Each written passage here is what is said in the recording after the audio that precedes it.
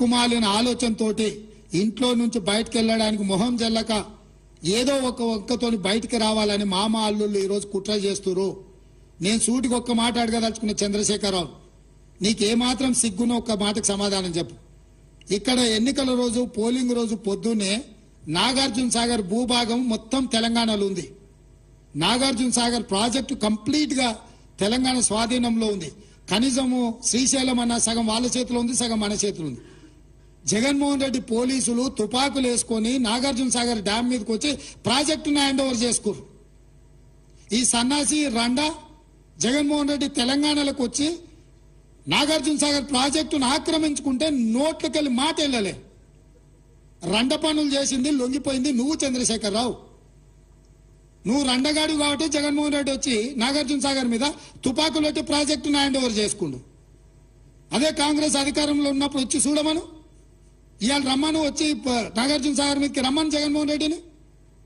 నువ్వు రండగాడివి, జగన్మోహన్ రెడ్డికి ప్రాజెక్టును తాకట్టు పెట్టి తుపాకులు తీసుకొని వచ్చి నాగార్జున సాగర్ డ్యామ్ ను ఆక్రమించుకుంటే పల్లెత్తు మాట మాట్లాడలేదు.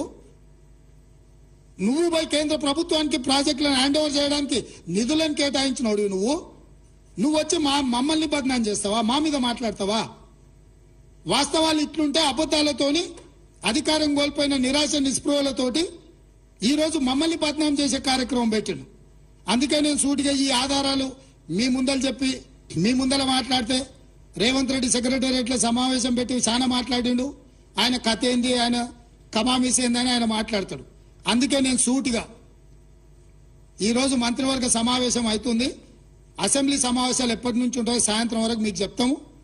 అసెంబ్లీ సమావేశాలలో వైట్ పేపర్ ప్రాజెక్టుల మీద రిలీజ్ చేస్తాం, ప్రాజెక్టుల హ్యాండ్ ఓవర్ మీద చర్చ పెడతాం. 48 గంటలు నువ్వు కోరుకుంటే ఇంకెక్కువ కావాలన్నా తలుపులు మూద్దాం, భోజనాలు అక్కడనే పెడదాం, బట్టలు తెచ్చుకో, మేము వస్తాం.